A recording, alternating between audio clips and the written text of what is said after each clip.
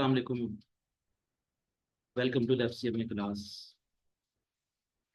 हम last time topic discuss कर रहे थे इंट्रोडक्शन टू मैनेजमेंट अकाउंटिंग, और उसके अंदर हमने बहुत सारे मैनेजमेंट अकाउंटिंग के एस्पेक्ट्स डिस्कस किए थे। आज हम मैनेजमेंट अकाउंटिंग के ही फर्दर कुछ टॉपिक्स जो हैं वो डिस्कस करेंगे थ्योरेटिकल पॉइंट ऑफ व्यू से, ताकि ये हमारा टॉपिक जो है वो प्रोग्रेस कर सके। तो आज हम अपने उसी टॉपिक के सिलसिले में मजीद एक सब टॉपिक को डिस्कस करेंगे, जिसका नाम है मॉडर्न मैनेजमेंट अकाउंटिंग टेक्निक्स। देखिए, मैनेजमेंट अकाउंटिंग के बारे में जब हमने डिफाइन किया था, तो हमने ये पढ़ा था कि जब कभी भी मैनेजर्स को डिसीजन मेकिंग करनी होती है, तो उस डिसीजन मेकिंग करने के लिहाज से जो स्पोर्ट के तौर पर जो वर्किंग या स्पोर्ट के तौर पर जो अकाउंटिंग इन्वॉल्व होती है, उसकी डिसीजन मेकिंग के लिहाज से उसे हम मैनेजमेंट अकाउंटिंग कहते हैं। तो उसी सिलसिले में मैनेजमेंट अकाउंटेंट जो है वो डिफरेंट किस्म की टेक्निक्स यूज करके डिसीजन सपोर्ट देता होता है। ठीक है। तो मैनेजमेंट अकाउंटिंग जो डिसीजन सपोर्ट देता है, तो वो कौन कौन सी टेक्निक्स जो हैं वो यूज करता है।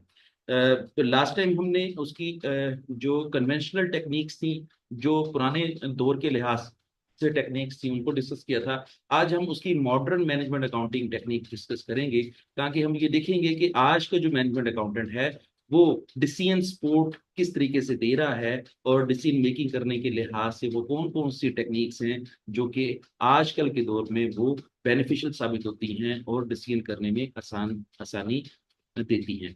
तो उसमें पांच किस्म की टेक्निक्स हैं जो कि मॉडर्न मैनेजमेंट अकाउंटिंग टेक्निक्स कहलाती हैं। उसमें सबसे पहले है predictive analysis and AI based forecasting.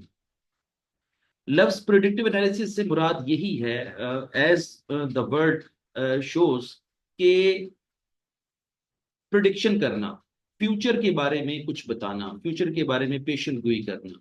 वो ये कहता है कि मैनेजमेंट अकाउंटिंग के अंदर एक ऐसी टेक्निक भी शामिल हो गई है जो कि एआई बेस्ड फोरकास्टिंग टेक्निक है, और ये बताती है कि फ्यूचर में हमारा बजट के लिहाज से, फ्यूचर में हमारी सेल्स के लिहाज से हमारी सेल्स कितनी हो जाएगी, हमारे बजट्स जो हैं वो कितने होंगे, हमारा सेल्स बजट क्या होगा, हमारा कैश बजट क्या होगा, और इसी तरीके से बहुत सारे बजट्स बनाने के लिहाज से टेक्निक्स यूज की जाती हैं। तो उसमें एक एआई बेस्ड टेक्निक्स भी हैं जो कि जो है ना वो मैनेजमेंट अकाउंटेंट यूज करता है, और अपना जो डिसीजन मेकिंग का जो काम है, या उसका जो डिसीजन मेकिंग करने के लिहाज से जो उसे स्टेप्स लेने पड़ते हैं, वो in modern management accounting technique से आसान हो जाते हैं। तो सबसे पहली टेक्निक्स में क्या हुई कि productive analytics and the AI based forecasting. दूसरी एक्टिविटी है, या दूसरी टेक्निक है एक्टिविटी बेस्ड कॉस्टिंग। देखिए, जिस वक्त हम कन्वेंशनल मैनेजमेंट अकाउंटिंग की बात करते हैं, तो सबसे पहले हमारे जहन के अंदर यही आता है कि एब्जॉर्प्शन कॉस्टिंग के जरिए हम कॉस्ट कैलकुलेट करते थे। किसी भी प्रोडक्ट की कॉस्ट को हम कैलकुलेट करने के लिहाज से हम कौन सी टेक्निक का सहारा लेते थे? एब्जॉर्प्शन कॉस्टिंग के जरिए। फिर थोड़ा सा दौर मॉडर्न आया, थोड़ा सा मजीद जो है ना वो अप टू डेट दौर आया, जिसमें मैनेजमेंट अकाउंटेंट जो है वो प्रोडक्शन की जो कॉस्ट है उसको कैलकुलेट करने के लिहाज से मार्जिनल कॉस्टिंग को यूज करना शुरू कर दिया। मार्जिनल कॉस्टिंग का दूसरा नाम वेरिएबल कॉस्टिंग भी है, और इस तरीके से जो है वो एक पिछले दौर के लिहाज से जो मॉडर्न टेक्निक थी वो मार्जिनल कॉस्टिंग थी। लेकिन आज मार्जिनल कॉस्टिंग के बाद एक नई टेक्निक भी जो है ना वो इंट्रोड्यूस हो चुकी है, जिसको हम एक्टिविटी बेस्ड कॉस्टिंग कहते हैं। जिस तरीके से मैंने पहले जिक्र किया कि एब्जॉर्प्शन कॉस्टिंग में फुल कॉस्टिंग की जाती है, और फुल कॉस्टिंग का मतलब ये होता है कि प्रोडक्ट कॉस्ट जब कैलकुलेट करेंगे तो उसमें वेरिएबल कॉस्ट को भी शामिल किया जाएगा, as well as absorb fix cost को भी शामिल किया जाएगा। उसके बाद फिर जब नया दौर आया, तो उसमें मार्जिनल कॉस्टिंग की बात करनी शुरू कर दी। तो मार्जिनल कॉस्टिंग में सिर्फ वेरिएबल कॉस्ट ऑफ प्रोडक्ट आती होती है। जब कभी भी हम किसी भी प्रोडक्ट की कॉस्ट कैलकुलेट करते हैं, तो वेरिएबल कॉस्ट को कंसिडर करते हैं। तो इसका मतलब ये हुआ कि एब्जॉर्प्शन कॉस्टिंग के मुकाबले में मार्जिनल कॉस्टिंग के अंदर जो है वो फिक्स कॉस्ट को जो है ना वो शामिल करना स्किप कर दिया गया। फिर उसके बाद एक नई टेक्निक आई, जिसको आजकल हम एक्टिविटी बेस्ड कॉस्टिंग कहते हैं, या एबीसी कॉस्टिंग कहते हैं। इसके अंदर हमने मजीद एक्यूरेट तरीके से जो है ना वो कॉस्ट कैलकुलेट करना शुरू कर दी है, और मजीद जो है वो एक्टिविटी की बुनियाद पर जो है ना वो कॉस्ट एलोकेट करना शुरू कर दी। तो ये भी एक नई टेक्निक है, ये भी एक मॉडर्न टेक्निक है डिसीजन मेकिंग करने के लिहाज से, कि जी हम प्रोडक्ट की कॉस्ट को कितनी एक्यूरेट तरीके से वो कैलकुलेट कर सकते हैं और कितने एक्यूरेट तरीके से कॉस्ट को एलोकेट कर सकते हैं among the different products and the services. और तीसरी टेक्निक ये है कि balance score card approach. Balance score card approach actually ये एक ऐसी अप्रोच है जिसके जरिए हम कॉस्ट को कंट्रोल कर सकते हैं, ठीक है। और इसमें हमारे पास जो है वो दो किस्म की कॉस्टों को मेजर किया जाता है। एक होती है फाइनेंशियल और एक होती है नॉन फाइनेंशियल परफॉर्मेंस मेजर्स। कि हम जब कभी भी किसी भी कंपनी की या किसी भी ऑर्गेनाइजेशन की परफॉर्मेंस को चेक करना चाह रहे होते हैं या उसकी परफॉर्मेंस को ऑब्जर्व करना चाह रहे होते हैं कि इसकी परफॉर्मेंस कैसी है, तो हम उस परफॉर्मेंस को दो हिस्सों में तकसीम कर देते हैं। कुछ परफॉर्मेंस मेजर्स जो हैं वो फाइनेंशियल होते हैं और कुछ नॉन फाइनेंशियल होते हैं। मैं सिर्फ सिंपली इतना ही बता बता देता हूँ कि फाइनेंशियल मेजर्स में जो है वो फाइनेंशियली तौर पर जितनी भी करेंसी के लिहाज से या अमाउंट के हिसाब से जितने भी मेजर्स हैं वो फाइनेंशियल मेजर्स कहलाते हैं। और नॉन फाइनेंशियल मेजर्स क्या होते हैं? ऐसे मेजर जो कि हमने फॉर एग्जांपल कस्टमर के लिए लिए हैं, अपने सप्लायर के लिए लिए हैं, या ऐसे तमाम मेजर्स जो कि जो है ना हमने अपने कंपेटिटर के लिए लिए हैं, वो तमाम के तमाम जो है ना वो ऑब्जर्व किए जाते हैं और ये देखा जाता है कि कंपनी की परफॉर्मेंस कितनी अच्छी है। तो कंपनी की परफॉर्मेंस को चेक करने के लिए फाइनेंशियल के साथ साथ नॉन फाइनेंशियल मेजर्स को भी साथ देखा जाता है। उसके बाद है risk management and fraud detection. Very good. कि मैनेजमेंट अकाउंटेंट आजकल के दौर में रिस्क डिटेक्शन डिटेक्शन के लिहाज से भी काफी एक्टिव हो गया है। और वो उसने कुछ ऐसी टेक्निक्स भी जो है ना वो इसमें उस पे के ऊपर काम किया है जिसमें जो है ना वो फ्रॉड को डिटेक्ट करने के लिहाज से या फ्रॉड को जो है ना वो पकड़ने के लिहाज से कुछ टेक्निक्स पे ऊपर काम कर रहा है। और इस तरह जो है ना वो फ्रॉड को कम से कम करने में मदद देता है और फ्रॉड को होने के लिहाज से, उसको सर्जर होने के लिहाज से उसके ऊपर काफी सारे चेक्स लगाता है। पुराने दौर में इंटरनल कंट्रोल सिस्टम तो था ही कि जी जब कभी भी कोई ऑर्गेनाइजेशन जो है ना वो अपनी कंपनी के अंदर जो है फ्रॉड्स को पकड़ना चाह रही होती है तो सबसे पहले वो इंटरनल कंट्रोल सिस्टम का सहारा लेती है। और इंटरनल कंट्रोल को जब ब्रीच कर दिया गया या इंटरनल कंट्रोल के जरिए भी जो है ना फ्रॉड होने लग गए तो फिर जो है फिर वो उसके ऊपर मजीद काम किया गया। और आजकल उसके ऊपर काम करने के लिहाज से रिस्क मैनेजमेंट टेक्निक है जो कि जो है वो किसी भी फ्रॉड को होने के लिहाज से उसकी रिस्कीनेस की बात करती है और उसके होने के चांसेस के बारे में बात करती है। तो मैनेजमेंट अकाउंटेंट आजकल जो है वो रिस्क को डिटेक्शन करने के लिहाज से काफी सारे टेक्निक्स जो है वो यूज करते हैं जिससे जो है वो रिस्क फ्रॉड को पकड़ सकते हैं। और आखिरी टेक्निक क्या है? Real time dashboard and KPI tracking. Actually real time dashboard या केपीआई ट्रैकिंग का मतलब ये है key performance indicators, KPIs, key performance indicators. और ये इंडिकेटर्स ये बताते हैं कि provide instant financial insight for the decision making के डिसीजन मेकिंग करने के लिहाज से जितनी जल्दी हो सके हमें वो हेल्प आउट करते हैं। और आज की इंफॉर्मेशन के मुताबिक वो ये देखते हैं कि किस तरह कितनी अच्छी तरीके से डिसीजन मेकिंग की जा सकती है। तो ये 5 किस्म की टेक्निक्स थी जो कि आजकल मॉडर्न मैनेजमेंट अकाउंटेंट जो है इसको यूज करते हैं। और इसके ऊपर जो है वो बहुत सारा काम हो भी चुका है और काफी सारा काम होने वाला है। और इसमें काफी सारे जो है ना वो मॉडर्न एस्पेक्ट्स जो है ना वो शामिल किए जा चुके हैं जो कि जो है ना वो मैनेजर को डिसीजन मेकिंग करने में फायदा देते हैं। उसकी एक एग्जांपल है, वो भी डिस्कस कर लेते हैं। Pepsi uses real-time sales data dashboards to decide where to launch new flavor based on the customer demand trends। अब देखें कि real time sales data dashboard के जरिए ये पता चल जाता है कि कौन सी जगहों पर कौन सा जो है ना फ्लेवर ज्यादा पसंद किया जाता है और फिर उसी फ्लेवर को जो है ना वहां पर लॉन्च कर दिया जाता है। तो ये एक ऐसी टेक्निक है, मॉडर्न मैनेजमेंट अकाउंटिंग की टेक्निक है जो कि जो है ना वो प्रिडिक्टिव एनालिसिस करती है कि कौन कौन से एरियाज के अंदर कौन कौन सा जो है ना वो फ्लेवर ज्यादा पसंद किया जाता है ताकि जो है ना वो उसके ऊपर ज्यादा काम किया जाए, ज्यादा प्रोडक्शन की जाए और उसी एरिया में ही जो है ना वो उसको भेजा जाए, ना कि जो है ना वो ऐसे एरिया में भेजा जाए जहां पर जो है ना उसकी पसंदीदगी नहीं है। तो ये भी एक टेक्निक थी जो कि जो है ना रियल टाइम में पेप्सी कंपनी जो है ना इससे फायदा उठा रही है।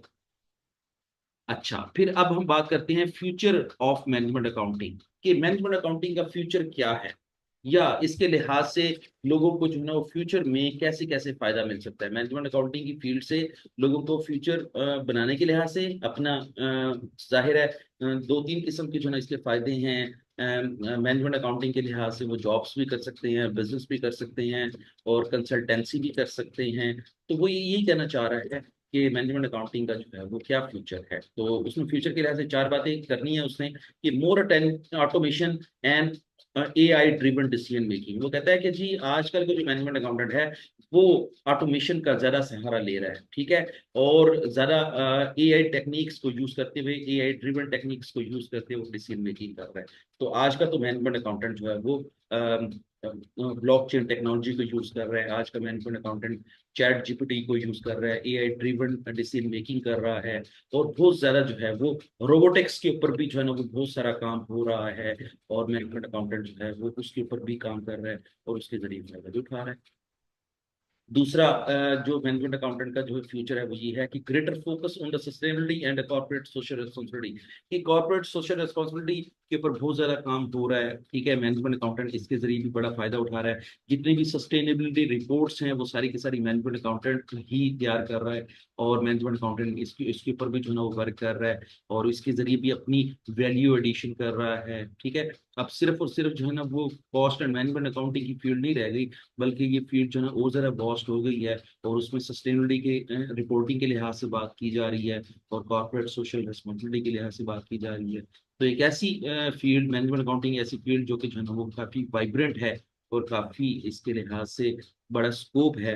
अब देखें कि मैनेजमेंट अकाउंटेंट जो है ना वो AIs भी यूज़ कर रहे हैं, AI ड्रिवन डिसीजन मेकिंग भी कर रही हैं, ऑटोमेशन भी कर रही हैं, ठीक है, और ब्लॉकचेन टेक्नोलॉजी के ऊपर काम कर रही हैं, और डाटा प्रोटेक्शन पे काम कर रही हैं, साइबर सिक्योरिटी पे काम कर रही हैं, और इसी तरीके से integration with the digital finance and the crypto currency. Blockchain accounting की बात मैंने अभी की थोड़ी देर पहले, कि आज का जो मैनेजमेंट अकाउंटेंट है वो डिजिटल फाइनेंस को इंटीग्रेट कर रहा है, क्रिप्टो करेंसी के साथ इंटीग्रेट कर रहा है, ताकि फ्रॉड होने के चांसेस कम से कम हों, और बिजनेस को डूबने के चांसेस कम से कम हों, और डाटा प्रोटेक्शन के ऊपर काम कर रहा है, डाटा को सिक्योर करने के लिहाज से बात कर रहा है। क्योंकि जितनी भी जो है ना वो IT टेक्नोलॉजी है, इसके इसके हैकर्स जो है ना वो बहुत सारे इसमें तो दुनिया में आ चुके हैं। उसको हैकर्स के खिलाफ जो है वो किस तरह जो है ना वो अपनी टेक्नोलॉजी को यूज करते हुए अपने डाटा को सेव किया जा सकता है, तो ये भी मैनेजमेंट अकाउंटेंट इसके ऊपर काम कर रहा है, ठीक है। और आखिरी इसका फ्यूचर क्या है, कि more strategic involvement in the business growth and innovation. कि मैनेजमेंट अकाउंटेंट, आज का जो मैनेजमेंट अकाउंटेंट है वो स्ट्रेटेजिक बिजनेस ग्रोथ में और इनोवेशन में जो है ना वो काफी अपने आप को उसने इन्वॉल्व कर लिया है, और काफी सारे ऐसे एरियाज हैं जहाँ पर जो मैनेजमेंट अकाउंटेंट जो है ना वो डिसीजन मेकिंग में मददगार साबित होता है, इनोवेशन में मददगार साबित होता है, और कंपनी को ग्रो करने में मददगार साबित होता है, और काफी सारे स्ट्रेटेजिक डिसीजन लेने में जो है वो मैनेजमेंट अकाउंटेंट इसमें इन्वॉल्व होता है। चलें जी, ये तो होगी हमारी future of the management accounting की बात। अब हम देखते हैं एक और हमारा टॉपिक है इसी ग्रिड के लिहाज से, जो कि हमारे सिलेबस का जो कोर्स आउटलाइन है उसके मुताबिक, उसकी जो तरतीब के लिहाज से जो नेक्स्ट टॉपिक है वो है डाटा एंड इंफॉर्मेशन। वो ये बताना चाह रहा है कि डाटा क्या होता है और इन्फॉर्मेशन क्या होती है। मैं आपको सिंपल वर्ड्स में इसकी पहले एक छोटी सी जो है ना इलेबोरेशन देता हूँ, फिर उसके बाद इसकी डेफिनेशन की तरफ आते हैं। देखिए, जब कभी भी किसी भी चीज के बारे में कोई भी रॉ फैक्ट्स दिए जाते हैं, या ऐसी ऐसा डाटा शेयर किया जाता है जो कि ये शो करता है कि एक किसी किस्म की वो फिगर्स हैं, किसी किस्म की जो है ना वो ऐसी खाम डाटा है, जिसके जरिए कुछ नहीं पता चल रहा कि ये डाटा किस कंपनी का है, किस टाइम पीरियड का है, और ये जो डाटा है वो किस किस्म की जो है ना वो हमें इंडिकेशंस दे रहा है। जैसे फॉर एग्जांपल अगर मैं कहूँ आपको, डाटा से मुराद ये है कि अगर मैं यहाँ पर लिख देता हूँ, फॉर एग्जांपल मैं थोड़ा सा आपको लिख के दिखाता हूँ। ये लिखा हुआ है फॉर एग्जांपल 45, 70, 80, या 10, 20,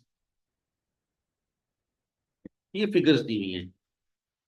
इन फिगर्स के बारे में हमें कुछ नहीं पता कि ये फिगर किस चीज की हैं। आया ये फिगर्स किसी चीज की कीमत की हैं? आया ये फिगर्स जो हैं वो किसी स्टूडेंट्स के मार्क्स की हैं? आया ये जो फिगर्स हैं ये किसी शेयर की प्राइसेस हैं? हमें नहीं पता। जब हम ये कहते हैं कि ये 45 है, ये 70 है, ये 80 है, ये 10 है और ये 20 है, और इसके बारे में कुछ नहीं लिखा हुआ कि ये जो सारे के सारी ये जो फिगर्स दी हुई हैं वो किस चीज की फिगर दी हुई हैं। जिस तरह मैंने थोड़ी देर पहले जिक्र किया कि आया ये किसी चीज की प्राइसेस हैं, आया ये स्टूडेंट्स के मार्क्स हैं, आया ये शेयर की जो है ना वो प्राइसेस हैं, आया ये क्या लिखा हुआ है? क्या ऐसा फिगर है जो कि लिखा हुआ है? नहीं पता चल रहा। तो जब कभी भी इस तरह का नामुकम्मल फिगर्स लिखी हों और जिसके बारे में हमें पता भी ना चल रहा हो कि ये क्या चीज है, तो ऐसी जो है ना वो फिगर्स को हम क्या कहते हैं? डाटा कहते हैं। ऐसे फिगर्स को क्या कहते हैं? डाटा कहते। ठीक है। अब इसी डाटे को जिस वक्त हम थोड़ा सा रिफाइन करते हैं और ये कहते हैं कि ये डाटा किस चीज का है? मार्क्स ऑफ स्टूडेंट्स का। ये डाटा किस चीज का है? मार्क्स ऑफ स्टूडेंट्स लिखा हुआ। और ये भी लिखा हुआ है कि ये मार्क्स ऑफ स्टूडेंट्स हैं और कौन से स्टूडेंट्स के मार्क्स हैं। मसलन मैं यहां पे ये मेंशन कर देता हूं कि मैथ के ये मार्क्स। किसके मार्क्स हैं? मैथ के। ठीक है। अब ये बात क्लियर हो गई कि 45 ये भी मार्क्स हैं, 70 ये भी मार्क्स हैं, 80 ये भी मार्क्स हैं, 10 एंड 20। अगर मैं कहूं आपको कि बकायदा पूरा एक डाटा लिख देता हूं, यहां पे लिख देता हूं मार्क्स।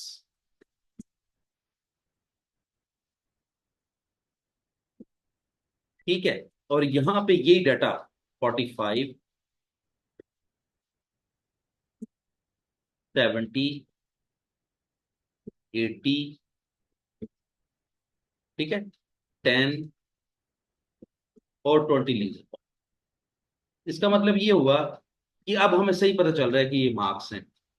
और थोड़ा सा मैं कैटेगोरिकली बता देता हूं, यहीं पर ही बता देता हूं कि एक स्टूडेंट को पास होने के लिए कितने नंबर चाहिए हैं?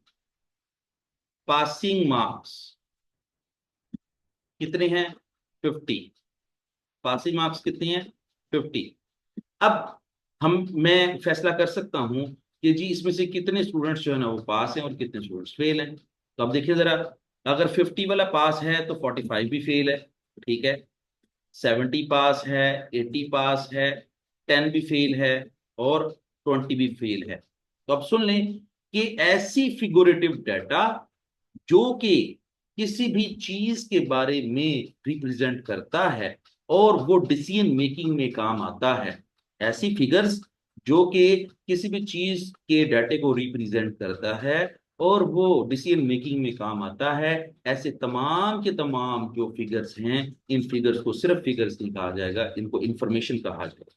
इनको क्या कहा जाएगा? इंफॉर्मेशन कहा जाएगा। और अगर यहां से हम ये वाला जो फिगर है 50 भी उड़ा देते हैं और यहां से लफ्ज मार्क्स भी उड़ा देते हैं और सिर्फ 45, 70, 80, 10, 20 रह जाता है, तो इसको हम क्या कहेंगे? इसको हम डाटा कहेंगे। So there is a difference between data and the information.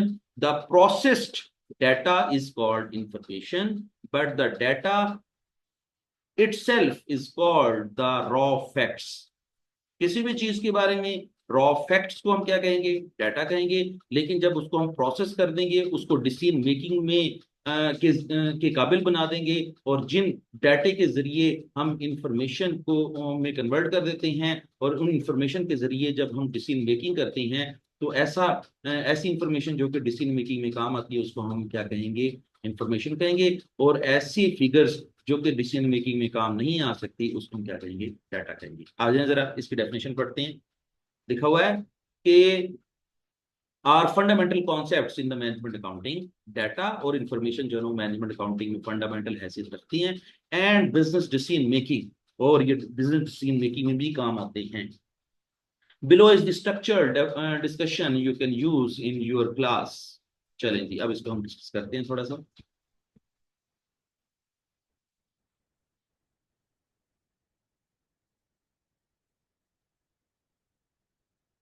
Using data information, वो कहता है कि व्हाट इज डाटा? अब आपने याद रखना है जो मैंने बातें बताई थी ना, आप अपने जो है ना वो चेक कर ली है। Data refers to raw unprocessed facts and figures. वही बात हो गई ना कि डाटा की डेफिनेशन क्या है कि raw facts and figures, unprocessed figures या अनप्रोसेस्ड फैक्ट्स जिनके बारे में कुछ भी नहीं पता कि ये किस चीज के बारे में कहा जा रहा है, विदाउट एनी कॉन्टेक्स्ट, उसका कोई कॉन्टेक्स्ट भी नहीं बताया जा रहा है। जिस तरह मैंने थोड़ी देर पहले बात की कि हमें नहीं पता कि ये 45 70 80 10 20 किस चीज के बारे में है। ना हमें ये पता चल रहा है ये मार्क्स हैं किसी बच्चे के, ना ये पता चल रहा है कि किसी चीज की प्राइसेस हैं, ना हमें ये पता चल रहा है कि ये किसी जो है ना वो कंपनी की सेल्स है, क्या है, कुछ भी नहीं है, नहीं पता चल रहा, कॉन्टेक्स्ट का नहीं पता चल रहा।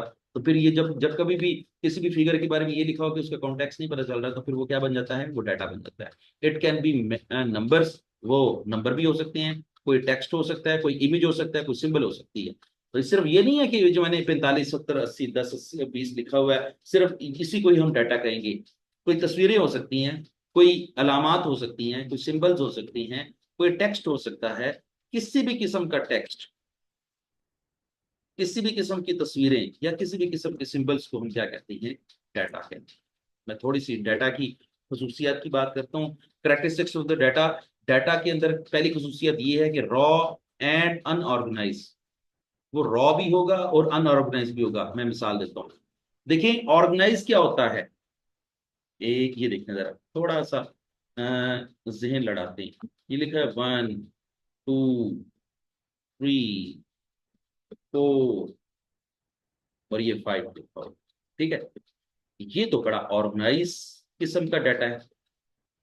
अनऑर्गेनाइज क्या होगा, 3 5 1 2 4। इसका मतलब उसकी कोई तरतीब नहीं है। जिस फिगर्स की कोई तरतीब ना हो उसको हम अनऑर्गेनाइज्ड डाटा कहते हैं। तो इसका मतलब ये हुआ कि कौन सा डाटा ऑर्गेनाइज्ड है, ये डाटा ऑर्गेनाइज्ड है और ये डाटा अनऑर्गेनाइज्ड है। तो इसका मतलब ये हुआ कि कुछ ऐसी फिगर्स जो कि अनऑर्गेनाइज्ड लिखी हुई हैं उसी को उसको भी डाटा कहेंगे, और कुछ ऐसी फिगर्स जो हैं वो बगैर किसी कॉन्टेक्स्ट के दी हुई हैं, बगैर किसी जो है वो तादाद के दी हुई हैं, बगैर किसी जो है वो किसी भी मीनिंगफुल कॉन्टेक्स्ट के लिहाज से नहीं दी हुई, तो उसको हम क्या कहेंगे, डाटा। ठीक हो गया। अच्छा, फिर क्या कहता है, डज नॉट प्रोवाइड मीनिंग। जो कुछ भी अब ये देखें, ये बताया जा रहा है 1 से लेकर 5 तक लिखा हुआ है, ये जो मैंने अभी डाटा ये लिखा है इसके बारे में कुछ नहीं पता चल रहा, कोई मीनिंग नहीं दे रहे। किसी चीज के बारे में हम ये नहीं कह सकते कि ये प्राइसेस हैं या ये मार्क्स हैं या कुछ है, नहीं पता चल रहा। तो जिस चीज के बारे में पता ना चल रहा हो तो वो भी क्या होती है, डाटा होता है। तो देखिए वही बातें पूरी हो रही हैं जो मैंने थोड़ी देर पहले सिर्फ ब्रीफ जो जनरल डिस्कशन की थी उसके जरिए सारी बातें पूरी उतर रही हैं कि डाटा किस चीज को कहते हैं। डाटा ऑर्गेनाइज फैक्ट्स को भी कहते हैं। डाटा और किसको कहते हैं, जिसका कोई मीनिंग ना बन रहा हो या किसी चीज के बारे में समझ ना आ रहा हो कि ये किस चीज के बारे में बता रहा है। और तीसरा कैन बी क्वालिटेटिव। वो कहता है क्वालिटेटिव भी हो सकती है, डिस्क्रिप्टिव भी हो सकती है, क्वांटिटेटिव न्यूमेरिकल भी हो सकती है, कुछ भी हो सकता है। जब वो कहते हैं ना कि जी मैं घर जा रहा हूं, ये डिस्क्रिप्टिव है। अब वो कहते हैं कि मैं घर जा रहा हूं, ठीक है, ये डिस्क्रिप्टिव है। तो अब ये पता नहीं चल रहा कि ये जो घर जा रहा है ये कौन है, ये जाहिद है, ये शाहिद है, ये फाहद है, ये क्या है। जब वो कहते हैं ना कि जी फाहद घर जा रहा है, और कौन से घर जा रहा है, तो उसका घर मुल्तान में है, उसका घर कराची में है, उसका घर लाहौर में है, और वो फॉर एग्जाम्पल मैं ये कह सकता हूँ कि उसके वालिद साहब का नाम ये है। जब ये सारी बातें लिखी जाएंगी ना तो फिर ये क्या बन जाएगा, ये इंफॉर्मेशन बन जाएगी। लेकिन जब वो कह रहे हैं ना मैं घर जा रहा हूँ, तो बिल्कुल कोई कॉन्टेक्ट समझ नहीं आ रहा कि इस वक्त जो है वो कहाँ कहाँ से आया था और कहाँ जा रहा है। तो ये सारी की सारी क्या है, डिस्क्रिप्टिव हैं, और इसको हम क्वालिटेटिव भी कहते हैं, और क्वांटिटेटिव न्यूमेरिकल भी हो सकते हैं। लेकिन ऐसी तमाम फिगर्स को हम क्या कहेंगे, डाटा कहेंगे। चलें जी, एक एग्जांपल जो है वो नोट्स में भी लिखी हुई है, इसको भी पढ़ लेते हैं। The daily sales figure of Pepsi bottles. Pepsi बोतल की जो है ना वो सेल्स फिगर दी हुई है, 500 700 850 are just raw number, this is data. वो कहते हैं कि रॉ नंबर्स को हम क्या कहते हैं, डाटा कहते हैं। अब ये नहीं पता चल रहा कि 500 बोतलें बेची हैं या 500 रुपए की सेल्स की है। इसी तरीके से 700 बोतलें बेची हैं या 700 रुपए की सेल की है, नहीं पता चल रहा। और इसी तरीके से वो ये कहना चाह रहा है कि 850 लिखा हुआ है सिर्फ, ये नहीं लिखा हुआ कि 850 रुपए की सेल है या 850 बोतलें बेच रहे हैं। कॉन्टेक्स्ट नहीं लिखा हुआ, तो इसका मतलब ये हुआ कि बगैर कॉन्टेक्स्ट के जब कभी भी कोई बात की जा रही होती है तो उसको हम क्या कहते हैं, डाटा कहते हैं। चलिए आगे चलें, इसको थोड़ा सा इरेज कर देते हैं ताकि हम थोड़ा ज़्यादा स्पेस दे लें और हम डिस्कशन मजीद आगे बढ़ा सकें।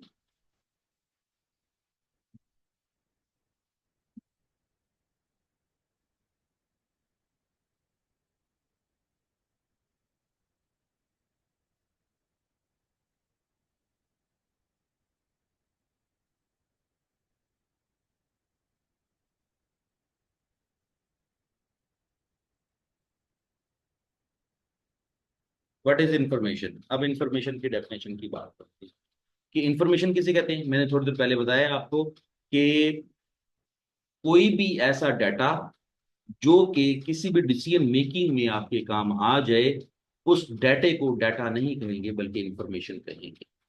जैसे वो कहता है information is a processed, structured and meaningful data.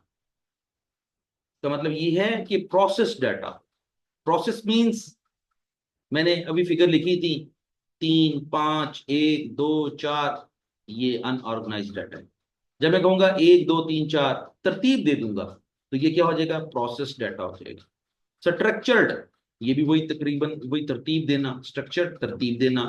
And meaningful data, और उसकी कोई मीनिंग्स भी हो, जैसे अभी अभी हमने पिछले पेज पे पढ़ा है 500 700 850, लेकिन इसके साथ ये भी लिख दिया जाता कि जी ये सेल्स इन डॉलर से लिखी हुई है या सेल्स इन रुपीस लिखी हुई है। जब कहेंगे ना सेल्स भी लिखी हुई है और रुपीस भी लिखी हुई है और फिर लिखा हुआ है 800 700 850 लिखा हुआ है, तो फिर ये बिल्कुल जो है ना पक्का क्लियर क्लियर बता रहा है कि जी आपकी ये सेल्स है, और ये सेल्स कौन सी करेंसी में है, पाकिस्तानी करेंसी में है या डॉलर में है। और फिर ये भी बताया गया है कि ये कौन सी कंपनी की है और उसकी कौन सी प्रोडक्ट सेल हो रही है। ठीक है, ये सारी की सारी जब जो है ना वो डाटा दे दिया जाता है तो उसको हम सिंपल डाटा नहीं कहेंगे बल्कि उसको हम इंफॉर्मेशन कहेंगे। और आखिर में क्या कहता है, that helps in decision making. इसका मतलब ये हुआ कि ऐसी तमाम की तमाम फिगर्स जो कि मीनिंगफुल भी हैं, स्ट्रक्चर्ड भी हैं, प्रोसेस भी हैं, और वो आपको डिसीजन मेकिंग करने में मददगार साबित होती हैं, तो ऐसी तमाम की तमाम जो फिगर्स हैं उसको सिंपल फिगर्स नहीं कहेंगे, सिंपल डाटा नहीं कहेंगे बल्कि उसको इंफॉर्मेशन कहेंगे, मालूमात कहेंगे।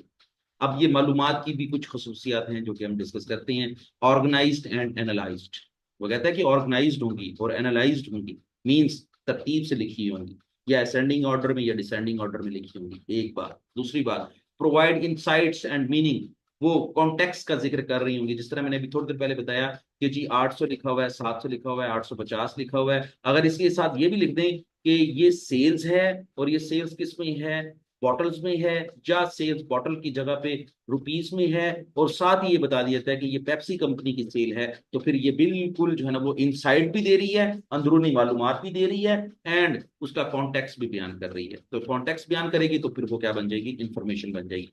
तीसरी और आखिरी इसकी खसूसियत ये है कि हेल्प्स इन डिसीजन मेकिंग, वो तमाम की तमाम इंफॉर्मेशन जो कि जो है वो डिसीजन मेकिंग में काम आती है, उसको हम क्या कहेंगे, इंफॉर्मेशन कहेंगे। चले एक थोड़ी सी एग्जांपल ले लेते हैं। अब ये एग्जांपल आपको बहुत आसान लगेगी। If we analyse the Pepsi sales data, वो देखा ना कि पेप्सी कंपनी का नाम भी बता दिया, सेल्स डाटा भी बता दिया, ओवर अ मंथ भी बता दिया कि इस महीने की है, and find that sales are higher on weekend, और ये भी बता दिया कि वीकेंड के ऊपर सेल ज्यादा होती है। कैसे पता चलेगा, हम जो है ना पूरे हफ्ते की सेल्स ले लेंगे।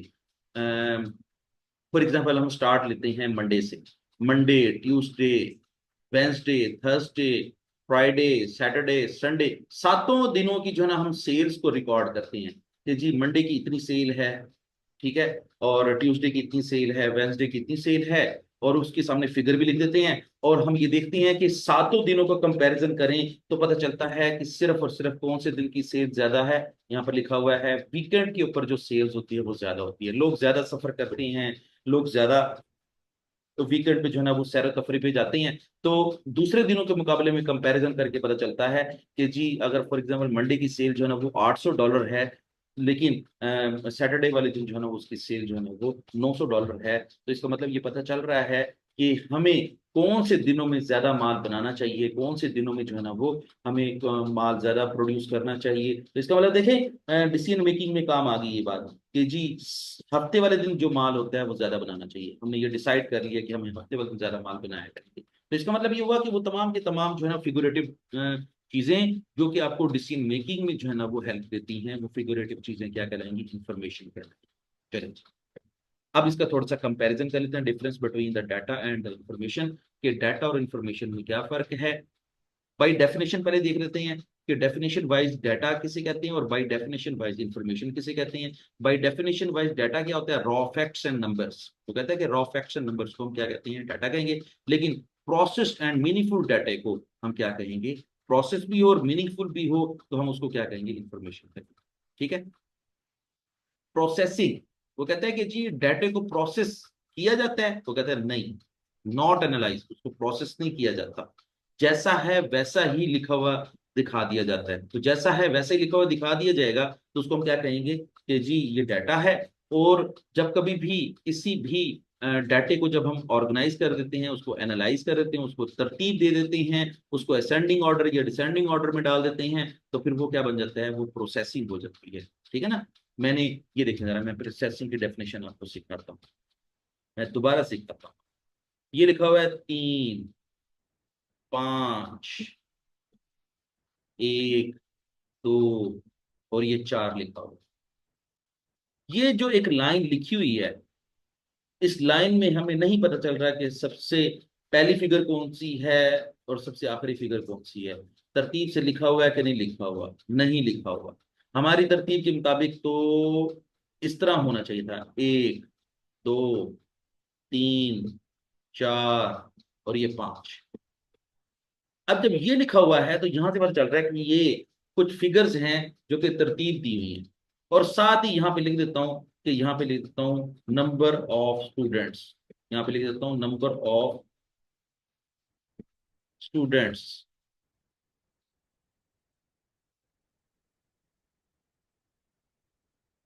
बल्कि एक और भी चीज लिखता हूं, यहां पे लिख सकता हूं रोल नंबर, स्टूडेंट्स के ये रोल नंबर है। अब देखें ये पता चल गया कि ये रोल नंबर है। जब हमें ये पता चलेगा कि रोल नंबर हैं और फिर तरतीब से भी लिखे हुए हैं तो फिर इसको क्या कह देंगे, इंफॉर्मेशन कह देंगे। लेकिन यहां पर सिर्फ यही लिखा हुआ है 3, 5, 1, 2, 4, ना ये तरतीब से लिखा हुआ है, ना ये पता चल रहा है किस चीज के बारे में बात है, तो फिर इसको हम क्या कहेंगे, इसको हम डाटा कहेंगे। तो इसका मतलब ये हुआ कि जब इसी चीज को हम तरतीब दे देंगे तो फिर ये क्या बन जाएगा, प्रोसेस डाटा बन जाएगा। इसको क्या कहेंगे, प्रोसेस डाटा। और अगर इसको तरतीब नहीं देते तो फिर ये क्या बन जाएगा, डाटा बन जाएगा। चले, डिसीजन मेकिंग, कौन सी चीज डिसीजन मेकिंग में काम आती है, डाटा या इंफॉर्मेशन, वो भी बताएगा। Can not be use directly, वो कहता है कि डाटे को जो है ना हम डिसीजन मेकिंग में डायरेक्टली यूज नहीं कर सकते, इससे तो हमारा कोई डिसीजन नहीं होगा। हाँ, वो कहता है कि इंफॉर्मेशन के बारे में कह रहा है, helps in making decision business, ये जी बिजनेस के जो डिसीजन लेने में जो है ना इंफॉर्मेशन जो है ना वो हेल्प करती है। कैसे, मैंने बता दिया। अभी मैंने एक थोड़ी सी एग्जांपल दी थी आपको कि एक वीक के जो है ना 7 दिन होते हैं, 7 दिनों के अंदर 7 दिनों की सेल्स दिखा देते हैं, कंपनी का नाम भी बता देते हैं, कंपनी की सेल्स जो है ना वो डॉलर्स में भी बता देते हैं। और फिर हम ये देखते हैं कि कौन से दिन में सबसे ज्यादा सेल है, तो पता चला कि जी वीकेंड पे हफ्ते वाले दिन सेल ज्यादा है। तो फिर ये कंपनी को ये मददगार साबित हो रही है ये वाली मालूमात कि जी हमें कौन से दिन जो है ना वो ज्यादा प्रोडक्शन करनी चाहिए, तो जवाब मिलेगा सैटरडे वाले दिन प्रोडक्शन ज्यादा करनी पड़ेगी। और सैटरडे, क्योंकि सैटरडे वाले दिन जो है ना वो सेल ज्यादा होती है। तो देखिए फैसला करने में उसने हेल्प कर दी ना, तो जिन फिगर्स ने डिसीजन मेकिंग में हेल्प कर दी तो वो क्या बन जाएगी, इंफॉर्मेशन। एग्जाम्पल के तौर पर देख लेते हैं दोनों का फर्क क्या है। वो लिखा हुआ है एग्जाम्पल डाटा के लिहाज से, क्या लिखा हुआ है, डेली सेल्स नंबर, सिर्फ नंबर बता दिए, 500, 700, 800, 750, सिर्फ ये बता दिए।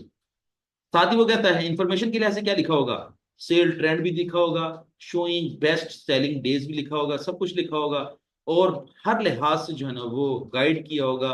तो फिर ऐसी किस चीजों को जो है ना हम क्या कहते हैं, इंफॉर्मेशन कहते हैं। चले, बहुत सारी डिस्कशन हो गई है, मेरे ख्याल में आपको बहुत सारी चीजें जो है ना वो बार बार रिपीट हो चुकी हैं। अब आपको जो है ना वो उसके ऊपर ज्यादा बात करने की जरूरत नहीं है। अब हम इसके फायदों की बात करते हैं और ये देखते हैं कि डाटा जो है वो कितना इंपॉर्टेंट है मैनेजमेंट अकाउंटिंग के। Why is data important in management accounting?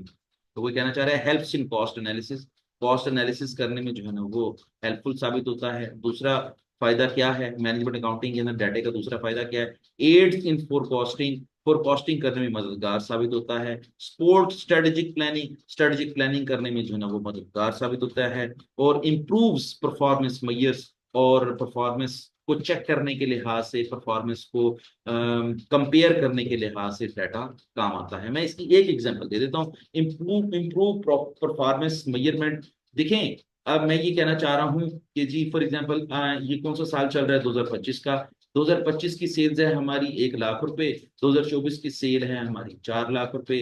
अब देखें, अगर मैं ये कहूँ आपको कि ये जो डाटा है ये आपकी मैनेजमेंट अकाउंटिंग में जो है ना वो इस्तेमाल हो रहा है, और किस लिए इस्तेमाल हो रहा है, इम्प्रूव परफॉर्मेंस मेजरमेंट। तो देखें पता चल रहा है एक साल सेल कम है, एक साल जो है वो सेल ज्यादा है। जिस साल सेल ज्यादा है वो करंट ईयर है, तो यहाँ से ये पता चल रहा है कि पिछले साल के मुकाबले में इस साल ज्यादा है। इसका मतलब ये कि हमारी परफॉर्मेंस इंप्रूव हो रही है। तो इसका मतलब ये हुआ कि मैनेजमेंट अकाउंटिंग के अंदर डाटा की जो है ना वो बहुत अहमियत है, और हम इसके जरिए जो है ना वो बहुत सारी चीजों को जो है ना वो कंपेयर कर सकते हैं, और कंपेयर करने के बाद आखिर में उसको जो है ना वो डिसीजन मेकिंग में इस्तेमाल कर सकते हैं। रियल लाइफ एग्जांपल, चलें जी पेप्सी की रियल लाइफ एग्जांपल डिस्कस करते हैं। Pepsi collects data from the supermarket, Pepsi company जो है ना सुपरमार्केट से डाटा कलेक्ट करती है ऑनलाइन सेल्स के बारे में, कि ऑनलाइन सेल्स कितनी है। और वेंडिंग मशीन, वेंडिंग मशीन के बारे में भी जो है इंफॉर्मेशन हासिल कर सकते हैं कि इसकी जो है वो ऑनलाइन सेल्स क्या है, ठीक है। This data is then converted into information that helps decide which flavour are most popular. बस ठीक हो गया।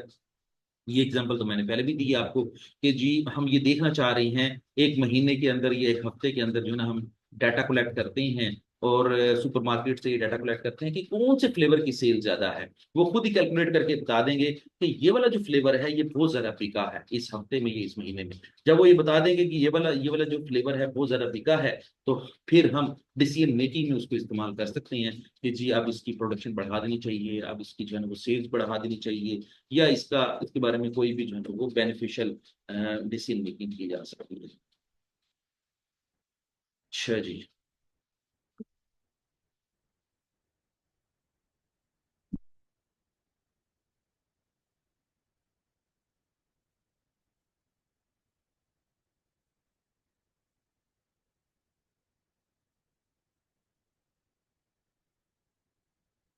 Types of data in management accounting, management accounting के अंदर डाटा की क्या क्या टाइप्स हैं, उसमें 4 टाइप्स हैं। फाइनेंशियल डाटा होता है, फाइनेंशियल डाटा सिंपल ये याद रखें कि जी सेल्स का डाटा, कॉस्ट का डाटा, प्रॉफिट का डाटा, बजट का डाटा, ये सारी की सारी जो फिगर्स हैं, रेवेन्यू की भी अलग फिगर्स होंगी, ठीक है, कॉस्ट की भी अलग फिगर्स होंगी, प्रॉफिट की अलग फिगर होंगी, बजट की अलग फिगर होंगी, ये तमाम की तमाम फिगर्स को हम क्या कहेंगे, फाइनेंशियल डाटा कहेंगे। ऑपरेशनल डाटा, ऑपरेशनल लफ्ज नाम से ही जाहिर है, प्रोडक्शन का डाटा, एफिशिएंसी का डाटा, लेबर आवर्स का डाटा, इन्वेंट्री लेवल्स का डाटा। जब कभी भी हम इन्वेंट्री के लेवल्स की बात करते हैं, मजदूरों के जो कितने घंटे काम किए उन्होंने, उनकी घंटों की जो है एफिशिएंसी को चेक करना चाह रहे होते हैं, प्रोडक्शन का नंबर ऑफ यूनिट प्रोड्यूस की बात कर रहे होते हैं, तो ये सारे का सारा डाटा ऑपरेशनल डाटा कहलाएगा। तीसरा डाटा होता है मार्केट डाटा। मार्केट डाटा क्या होता है, मार्केट का ताल्लुक हमेशा कस्टमर के साथ होता है। कस्टमर की जो है ना वो मालूमात हासिल करना, उसकी प्रेफरेंसेस हासिल करना, ठीक है। और कंपेटिटर की जो है ना वो प्राइसिंग के बारे में पता करना कि हमारे जो है ना वो जो कंपेटिटर हैं उसने क्या क्या प्राइसिंग रखी हुई हैं। सेल्स का ट्रेंड चेक करना कि जी उनकी सेल्स बढ़ रही है या घट रही है। अगर उसकी सेल बढ़ रही है तो उसका अपवर्ड ट्रेंड होगा, अगर उसकी सेल घट रही है तो उसका डाउनवर्ड ट्रेंड होगा। तो ये सारी की सारी जो डाटा है, इस डाटे को हम क्या कहेंगे, मार्केट डाटा कहेंगे। मार्केट के मुताबिक डाटा, मार्केट में कौन लोग होते हैं, कंपनी के अलावा सारे लोगों को मार्केट कहा जाता है। कस्टमर को भी कहा जाता है, कंपेटिटर को भी कहा जाता है, और जितनी भी जो है ना वो चीजें होती हैं वो सारी की सारी को हम क्या कहते हैं, मार्केट कहेंगे। और उसका जो फिगर्स होंगी उन फिगर्स को क्या कहेंगे, मार्केट डाटा कहेंगे। और आखिरी क्या है, क्वालिटेटिव डाटा। ये बात याद रखें, क्वालिटेटिव डाटा का ताल्लुक होता है पसंद नापसंद के साथ, कस्टमर की पसंद नापसंद के बारे में, कस्टमर के बारे में फीडबैक हासिल करने को क्वालिटेटिव डाटा कहेंगे। कस्टमर की, इंप्लॉइज की सेटिस्फेक्शन को देखना चाह रहे हैं। इंप्लॉय से पूछा जाता है कि आपको यहाँ पे काम करने में कैसा लगता है। अगर इंप्लॉय कहता है कि मुझे यहाँ पर काम करने में मजा आता है, वो अपनी फीलिंग्स के बारे में बात करता है, अपनी सेंटिमेंट्स के बारे में बात करता है। तो जब वो इस तरह की बात करता है, उसके अंदर कोई फिगर्स इन्वॉल्व नहीं हो रही, उसके अंदर सिर्फ और सिर्फ ये बताया जा रहा है कि जी सेंटिमेंट्स की बात की जा रही है, फीडबैक की बात की जा रही है, या अपनी पसंद नापसंद की बात की जा रही है, तो ऐसे तमाम के तमाम डाटे को हम क्या कहते हैं, क्वालिटेटिव डाटा कहते हैं। एक एग्जांपल को डिस्कस कर लेते हैं, पेप्सी मार्केट रिसर्च सर्वे।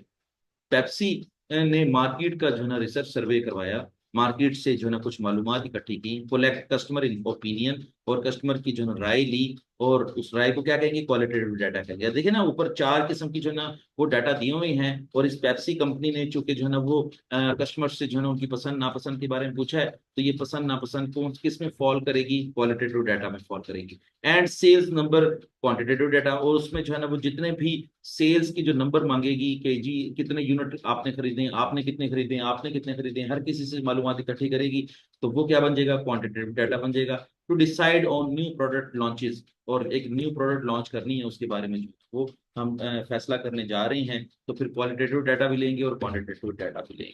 ठीक हो गया। The purpose of management information. चलें जी, अब हम बात करते हैं कि वो जो मैनेजमेंट इंफॉर्मेशन है, अच्छा ये बात क्लियर कर लें कि ऐसी तमाम की तमाम मालूमात जो डिसीजन मेकिंग में काम आती हैं उनको मैनेजमेंट इंफॉर्मेशन कहते हैं। ये बात याद रख लें।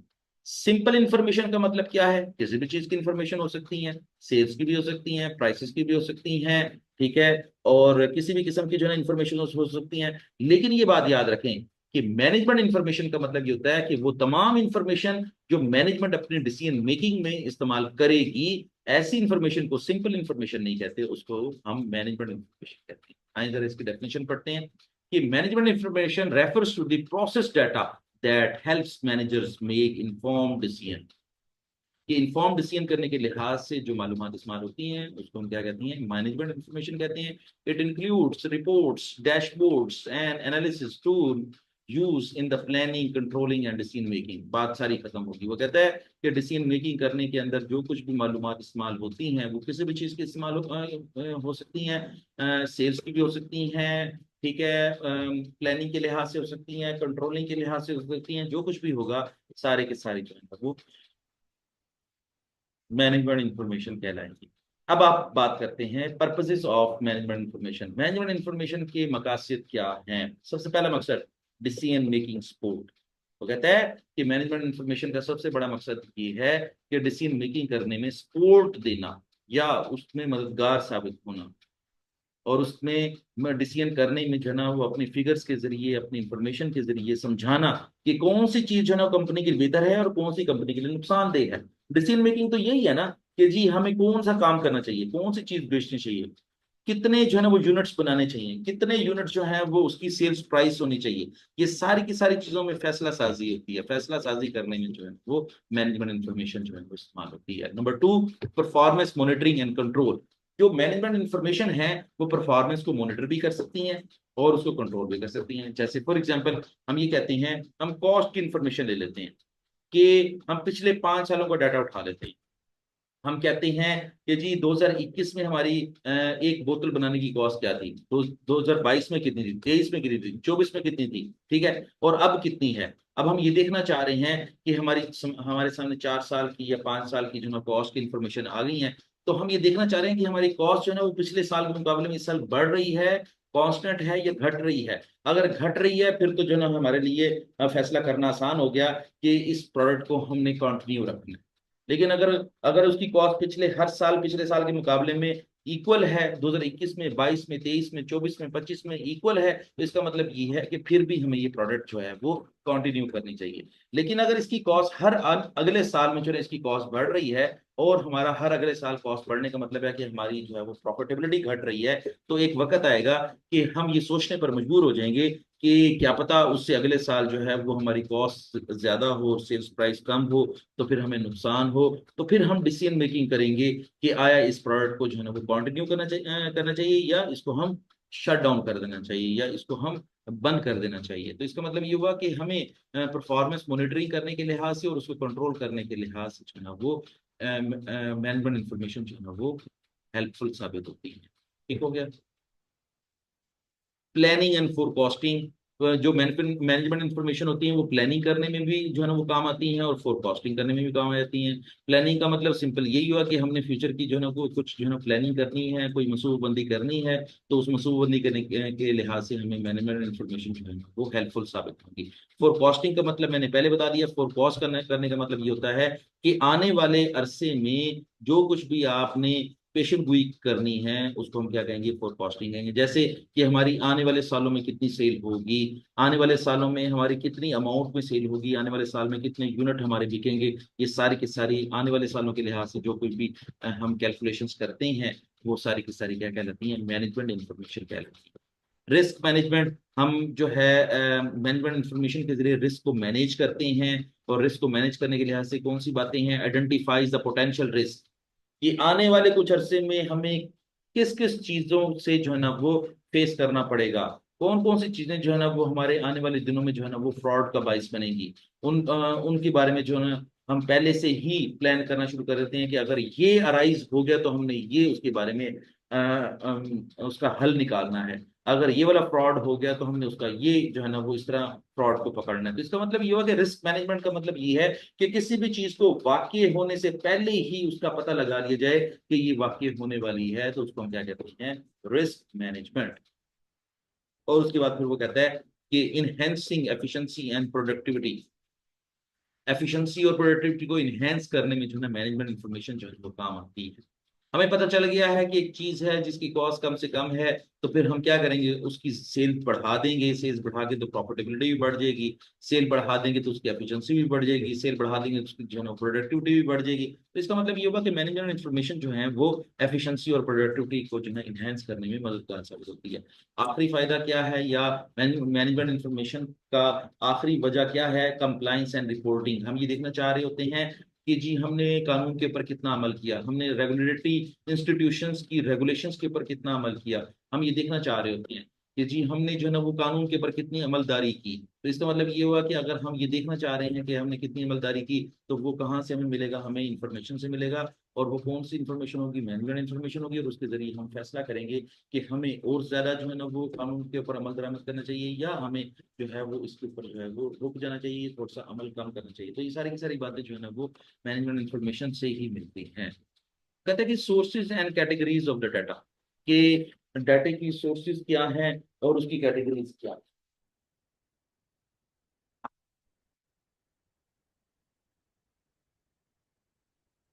देखिए डाटा कहाँ से हासिल किया जाता है उसको हम क्या कहेंगे, सोर्सेज। ठीक है। और कौन कौन सी जगहों से डाटा हासिल किया जाता है उसको हम क्या कहेंगे, कैटेगरीज।